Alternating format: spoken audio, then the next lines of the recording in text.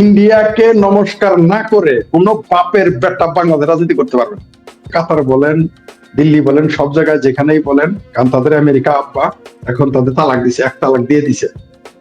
American আব্বা Washington সোজা হিসাব হোয়াইট হাউস ইউনুস সরকারকে এক তালাক বা দুই তালাক দিয়ে রাখছে। এখন তিন তালাক দিলে 5 মিনিটের মধ্যে চলে যেতে হবে। এই যে রজার খলিল না কানটা ধরে নিয়ে গেছে, কান ধরে নিয়ে গেছে অজিত দোভাল সাহেব, এবং তাকে ধরাই দিতে ফাইল। এই কাতারের দোয়া আছে, এই দক্ষিণ এশিয়া এবং এশিয়ায় ষড়যন্ত্রের যে যত ষড়যন্ত্র হয় ওইখান থেকেই হয়। কাতারে দুই কারণে গিয়েছিল। একটা হইলো যে চেয়েছিল যে যে কোনো মূল্যে তারা ক্ষমতায় থেকে যাবে, যাতে সহযোগিতা করে, কিন্তু সেখানে গিয়ে তারা ভারতের যে কূটনৈতিক রাজনীতি, আর্থসামাজিক রাজনীতি, এটাতে তারা ধরা খেয়ে গেছে। কারণ অজিত দোভালের সামনে তো এই জাতীয় নিরাপত্তা উপদেষ্টা তো শিশু আনা, দুধের শিশু আনা, তার চেয়েও ছোট, মায়ের পেটে থাকার মতো কূটনৈতিক। তারা তো ওইখানে গিয়ে ধরা খাবেই। আর আওয়ামী লীগ ছাড়া নির্বাচন বাংলাদেশে কেউ মানবে না, বিশ্ব কেউ মানবে না। এই যে রজার খলিল নাকি কি কি খলিল যেন, রোহিঙ্গা খলিল, যেটা আমাদের জাতীয় নিরাপত্তা উপদেষ্টা হয়েছে, মানে যার এই দেশের পাসপোর্ট নাই, যার নামে খুনের অভিযোগ, ধর্ষণের অভিযোগ, পরকীয়ার অভিযোগ, যে লোকটা হত্যার প্ররোচনা দিয়েছে, সেই লোকটা এখন আমাদের জাতীয় নিরাপত্তা পরিষদে কি নিরাপত্তা উপদেষ্টা। আপনি কি মনে করছেন সে এমনি গেছে ভারতে? তাকে কানটা ধরে নিয়ে গেছে, কান ধরে নিয়ে গেছে অজিত দোভাল সাহেব, এবং তাকে ধরাই দিতে ফাইল। এই যে তোর বাংলাদেশে এই জায়গায় ঘটতেছে, এই পাকিস্তানি জঙ্গিরা ট্রেনিং দিতেছে, সন্ত্রাসবাদের ট্রেনিং দিতেছে, আমাদের জামালপুরের নাম আছে 13টা লিস্টের মধ্যে জামালপুরের নাম, ভারত বিরোধী জঙ্গিদের ট্রেনিং করানো হচ্ছে।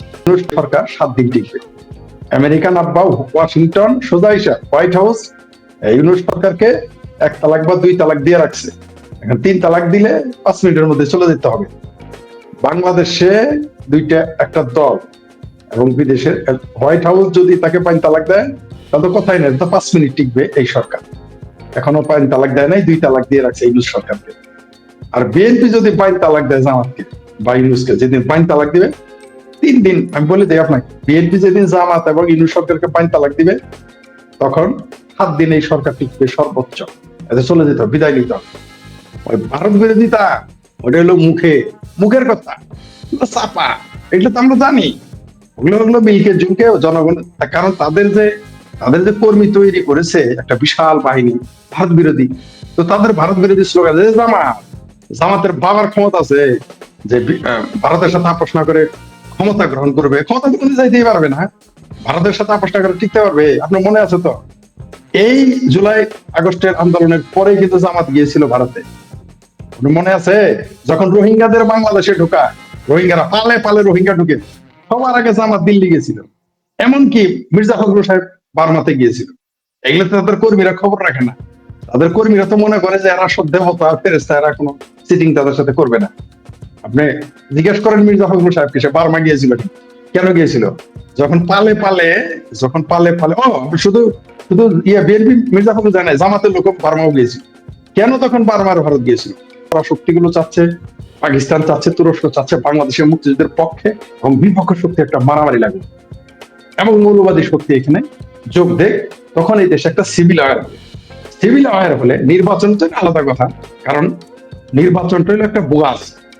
যদি আওয়ামী লীগ ছাড়া নির্বাচন করে তাহলে কেমন হবে আপনারা জানেন, কেমন নির্বাচন হবে আমরা সবাই জানি। তো এই নির্বাচনে মানুষের আগ্রহ নেই, কারণ বাংলাদেশের যদি বড় বৃহৎ দলগুলো অংশগ্রহণ না করে ওই নির্বাচন নিয়ে কোনো 5 পয়সাও দাম থাকবে না, ওই ধরনের এমপি কে মানুষ 5 পয়সা দাম দিবেন, নির্বাচনে দেশে হবে না। দেশটা গৃহযুদ্ধের দিকে যাচ্ছে, মুক্তিযুদ্ধ বিরোধী শক্তি, মৌলবাদী শক্তি আসছে, মুক্তিযুদ্ধের পক্ষের শক্তি। এখন যদি নির্বাচন ঘোষণা করে তাহলে তো আমার ভাবির পোলারা, এনসিপি গ্যাং, আমার জাতীয় ভাইয়ের ছেলেরা, জাতীয় বাতিজারা, বৈষম্য বিরোধী গ্যাং, তারপরে হাদি পাদি গাদি ইনক্লুডিং জামাত ইসলাম, আর যারা এখন সরকারে আছে, এই যে এনজিও গ্রামের যে দোকানদার, এই যে আদম ব্যাপারীর যে দোকানদারের যে সরকারে যারা আছে, সব তো বেকার হয়ে যাবে। তো কেন নির্বাচনটা দিবে? শ্বশুর বাড়ি খাওয়া, বালুর চরে হাগা, এই সুযোগ কে ছাড়বে? কেন শালারে বা হুমুন্দিরে বিয়ে করাবে? বিয়ে করায় যদি বউ নিয়ে আসে শ্বশুর বাড়ি, শালা সমুদ্রে বিয়ে করাই আমি তো থাকি ঘর জামাই, তাহলে আমার জায়গা থাকবে, যখন নতুন বউ আসবে আমার তো কিক আউট করবো, জামাই হিসেবে পিঠা টিটা খাওয়াইতে পারে, কিন্তু খুব হালার পথ ঘর থেকে পারা।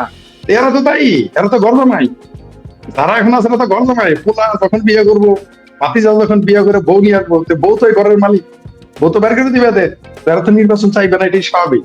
বরং নির্বাচন যাতে না হয় এর জন্য যা যা করা দরকার তারা তা করবে। নিশ্চিত থাকেন এরা কখনো সাম্প্রদায়িক দাঙ্গা লাগাবে। এই যে দেখেন বাউল নিয়ে ঘটনা, আমি এখন বিশ্বস্ত সূত্রে জেনেছি, এটাই আজকে আমি জানলাম। আমি আমার চ্যানেলে বলতে চেয়েছিলাম প্রথমে, আমি আসার সময় আমাকে একজন ফোন দিয়ে বললো, ফরিদ সাহেব কয় বাউল ঘটনা একটা নাটক। এখন এই যে নির্বাচন এরা যদি দেয় তাহলে এদের চলে যেতে হবে। তাও চলে যেতে হবে কিভাবে? বিএনপিও যদি নির্বাচিত হয়, বিএনপি যদি ইলেকশন করে ক্ষমতায় যায়, এই বৈষম্য বিরোধী আমার ভাতিজা, তারপরে যে এনসিপি গ্যাং এর আমার ভাবি পোলা, এদের কপালে কিন্তু শনি আছে, তাই তারাও তো নির্বাচন চাইবে না। আর এরা কারা? ইউনূস কে? ইউনূস হচ্ছে বিদেশি শক্তির একটা পাপেট। আর যদি একটু আমাদের জামাতের ভাষায় বলি, আর সোজা বলি, আর হলো কামলা। এই ইউনূস গ্যাং যারা এখন ক্ষমতায় আছে মানে দখল করেছে, এরা হচ্ছে বিদেশি প্রভুদের কামলা, এদের কামলা রাখছে, ওইখান থেকে যা বলে তারা তা করে।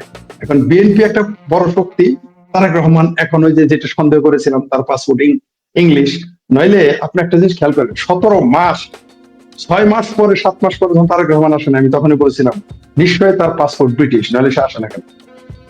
আর জামাত যে ষড়যন্ত্র করবে সেটাও আমি বলেছি, যে জামাত তারেক রহমানকে মেরে ফেলবে। হ্যাঁ, উনি ব্রিটিশ নাগরিক হোক আর যে কোনো দেশের নাগরিক হোক, তিনি এই বাংলাদেশি হিসেবে তো আসতে পারবেনি, উনি যে কোনো সময় আসতে পারে, ঠেকাইতে পারবে না কেউ। তারেক রহমানকে মিসগাইড করেছে তার তার তার দলের উপদেষ্টা পরিষদ, তারেক রহমানকে মিসগাইড করেছে তার মা এবং চেয়ারপারসনের উপদেষ্টা পরিষদ, তারেক রহমানকে মিসগাইড করেছে জামাত, তারেক রহমানকে মিসগাইড করেছে ইউনূসকে দিয়ে। ওই যে ডিসেম্বরে নির্বাচনটা পিছাইলো, আমরা তখনই জানি, কেন আপনার চ্যানেলেই তো বিএনপির চেয়ারপারসনের সাবেক উপদেষ্টা মেজর আখতার তো বলছে যে তারেক রহমানকে ডক্টর ইউনূস 7 বার বেচা দিবে। আসলে বাংলাদেশে নির্বাচন হবে কি হবে না, এটা নির্ভর করতেছে আন্তর্জাতিক সম্প্রদায়ের উপরে এবং বাংলাদেশ সেনাবাহিনীর উপরে নির্ভরশীল। আপনি যে যাই বলেন, আর জামাত নির্বাচন যত না হবে তত মৌলবাদী শক্তির সুবিধা। যত কমরেড সাওয়াদ ভাই কিন্তু জানে যে তিনি ইলেকশন গুলো পাস করবেন না, তারপরেও তিনি কিন্তু চান যে এই মুহূর্তে নির্বাচন, স্ট্যান্ড বাই, মানে কালকেও যদি নির্বাচন হয় কমরেড সাওয়াদ ভাই বলবে ইয়েস চান, এটা করো। কিন্তু জামাতকে আপনি 10 বছর পরে নির্বাচনের কথা বলেন, তারপরে ওই শালারা বিরোধিতা করবে। কারণ কি? কারণ এরা হচ্ছে ওই যে বাঘের সিংহে যখন মারামারি বাজে খাদ্য নিয়ে, সিংহে মনে করেন একটা হরিণ ধরেছে, 2 সিংহ কারাকারি শুরু করছে, বা একটা বড় মনে করেন জেব্রা ধরেছে, 2 বাঘে মারামারি করেছে, তখন কিন্তু সমাজ ভাই আপনারা কি বলেন জানি না, আমাদের এলাকায় বলে ফেউ, ওই যে যেটা বাঘের পিছে পিছে ঘুরে, হয় না ফেউ। তখন কি করে জানেন, এই হায়নারা তো বাঘ শিকার, হায়না তো বড় বড় কিছু শিকার করতে পারে, যখন 2 বাঘে মারি লাগে তখন ওই হায়নারা চুপ করে খাবারটা নিয়ে দৌড় মারে, ফেউ, আমরা এটাকে ফেউ বলি। দেখবেন যে 2 সিংহজন মারামারি করে, তখন মাঝখান থেকে খাবারটা নিয়ে ওই এক ঝাঁক ফেউ দৌড় দেয়। জামাত হচ্ছে ফেউ আর হায়না।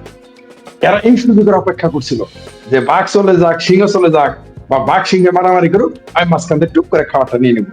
কিন্তু বাংলাদেশের জনগণ কিন্তু অত বোকা না, বাংলাদেশের জনগণ কিন্তু অত বোকা না।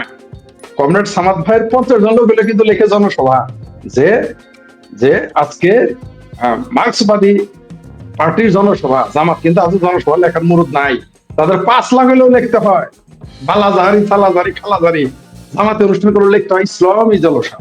আজও কিন্তু ক্ষমতা তাদের হয় না যে জামাতি জনসভা। যাই হোক, শুধু -2 না, -4 চলতেছে। একটা হলো শেখ হাসিনাকে তারা উচ্ছেদ করুক, সরিয়ে দেখ, বা ক্ষমতা থেকে হঠাৎ বা তিনি চলে যান, সেটা অন্য প্রসঙ্গ, বিতর্ক। তাহলে শেখ হাসিনা এখন দেশে নেই, আওয়ামী লীগের সভানেত্রী শেখ হাসিনা এখন দেশে নেই, খালেদা জিয়া একেবারেই, আমি জানি না এখন তার কি অবস্থা, কারণ আমি 5-6 ঘন্টা কোনো নিউজ জানি না, কারণ আমি সন্ধ্যা ছিলাম। তিনি একেবারে আইসিইউতে অ্যাবাউট টু ডাই, আমি যা জানি। তাহলে 2 জন গেল, থাকলো কে? আর 2 জন, সজীব ওয়াজেদ জয় আর হচ্ছে তারেক রহমান। এই 2 জন গেলেন, এখন চলতেছে -4 ফরমান। আর জামাত এই সুযোগে ওই যে আহত বা নিহত জেব্রাটা বা হরিণটা নিয়ে দৌড় দিবে, এটা তার আশা, আমরা জানি।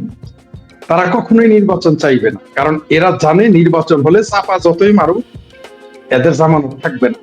ওই যে কমরেড সামাদ ভাই তাও বলছে 5%, আসলে তাদের হচ্ছে 3%।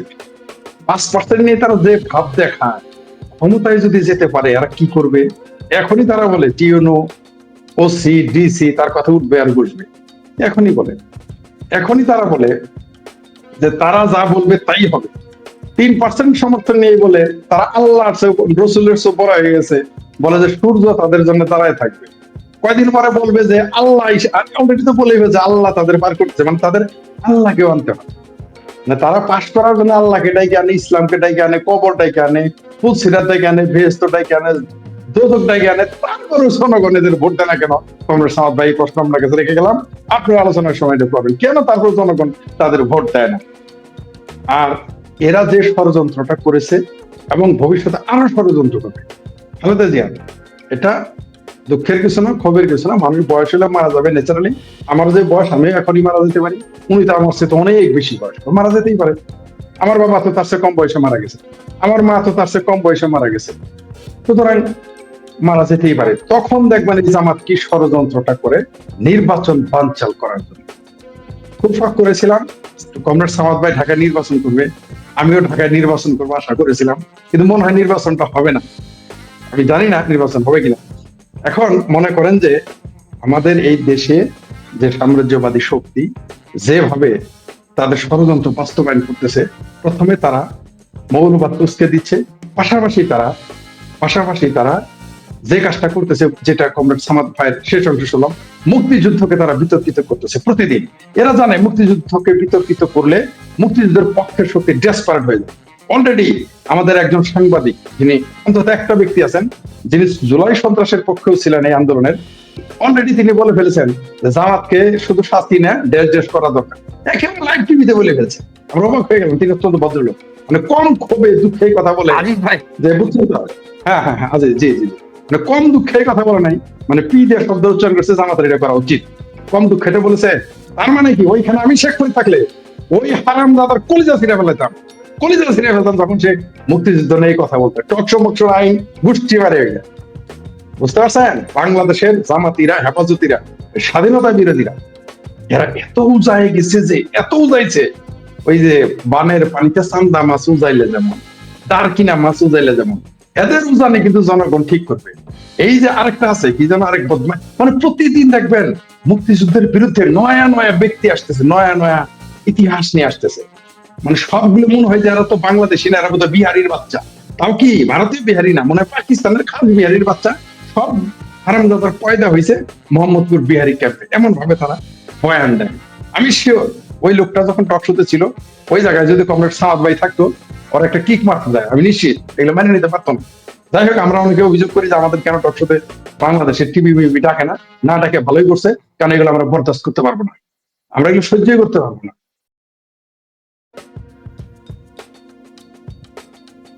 জামাতিরা যে সমস্ত কথাবার্তা এই যে কোরআন শরীফ নিয়ে বলে যে আল্লাহ তাদেরকে মনোনীত করছে, দেলোয়ার হোসেন সাইদিকে চাঁদে দেখা গেছে, তারপরে সূর্যে এখন দেখা যেতেছে একজন শাহজাহান চৌধুরীকে, বা দাঁড়িপাল্লা হইলো কোরআন থেকে নিছে, এই যে সমস্ত কথাবার্তা তারা বলে, রোজা পূজা সব এক, এই দেশের মানুষ, সব মানুষ এদেরকে নিয়ে এখন উপহাস করে, হাসি ঠাট্টা করে। মানে এইটুক বুঝার ক্ষমতা জামাতিদের আছে কিনা আমরা ভাই জানি না। আচ্ছা, জামাতি মানেই এদেশের সাধারণ মানুষটা পর্যন্ত মনে করে এরা ধর্ষক, এরা রগকটা পার্টি, এরা গণহত্যাকারী দল। কাজে এই নামে বাংলাদেশে কোনোদিন তারা এই যে 5% যেটা আছে, এটা ওদেরই ছানাপোনা, সব ওদেরই বাপ বেটা ভাতিজা চাচা মধ্যে কেউ আবার 3-4টে বিয়ে করছে করে মিলাইয়ে 5% হয়েছে। এদেশে কোনোদিনই জামাত জানে যে ক্ষমতায় যাওয়া তো দূরের কথা, এখন ফেয়ার নির্বাচন হইলে 5টা আসন নিয়ে জামাতের সংসদে যাওয়াটা কঠিন। এটা মাঠে থেকে বলতেছি আমরা, মাঠে। আচ্ছা, তাইলে এখন কথা হলো জামাত জানেই যাদেরকে আমরা চাকর বাকর মনে করি না, তারা আমাদের সংবিধান চেঞ্জ করে, এটা কি ওদের ক্ষমতায়? ওই যে ওদের ক্ষুধার জন্য ওরা যেভাবে আদিষ্ট হয়েছে, সেভাবে আমরা বাংলাদেশের মানুষ সংস্কার চাই, আমরা বাংলাদেশের মানুষ সংস্কার করলে আমরা করবো। তোমরা কারা? কোথেকে আইলা? এগুলো কি শুনেছো আমাদের? এই করতে হবে, এই করতে হবে, ওই করতে হবে, ওই করতে হবে, কিন্তু কথা হলো কি, যে ডিপ স্টেট ভয়ঙ্কর ম্যান ডক্টর ইউনূস, দেখবেন চেহারাটা খেয়াল করে দেখবেন, দাড়ি নাই, মুছ নাই, হাসি নাই, হিটলারই চেহারা। কত বড় হিটলার সে জানেন? যে নারীটা তার সাথে গ্রামীণ ব্যাংক অর্ধেক পাইছিল নোবেল, আর অর্ধেক পাইছিল ডক্টর ইউনূস, যে নারীটা বিশ্ব দরবারে গ্রামীণ ব্যাংককে রিপ্রেজেন্ট করছে, ওখান থেকে নিজ হাতে নোবেল প্রাইজ আনছে। 2006 সালে উনি নোবেলটা নিয়ে আসছে ওই নারীকে শো করিয়া। 2007 সালে তাকে বহিষ্কার করে দিছে। এখন সেই নারী ভিক্ষা করে খায়। হায় হায়, সারা বিশ্বের দরবারে এই মহিলাকে কিনে নোবেল নিয়ে আসলো, অর্ধেকের মালিক সে। আপনারা কি জানেন? সে ভিক্ষা করে খায়। অথচ আমার বাবা ডাক্তার ছিল। দেখ, ওই যে আত্মপরিচয় দিয়ে লাভ নাই, তবে আমি এটা বলি যে কোনো লোকের নাম দিয়ে বলি যে একজন লোক, মহৎ লোকের যদি একটা প্রিয়ও থাকে, তাকেও একটা কিছু করে দেয়, তাহলে সেই ভয়ঙ্কর ম্যান এখন সবার মাথায়। আর ডিপ স্টেট, যে লোকটার নেতৃত্বে পুরা বাংলাদেশের মুক্তিযুদ্ধ, স্বাধীনতার স্মৃতিস্তম্ভ, স্মারক, স্মৃতিচিহ্ন, বীর শ্রেষ্ঠ, বীর প্রতীক সহ সব ভাঙ্গা কষ্ট নষ্ট করে ফেলা হয়েছে পুরো বাংলাদেশকে ওনার নেতৃত্বে। তো এখন ভাই জামাত জীবন দেওয়া হইল তারা নির্বাচন ঠেকানোর জন্য আছে। Yes, right. ডিপ স্টেটের সাথে সম্পর্ক কত?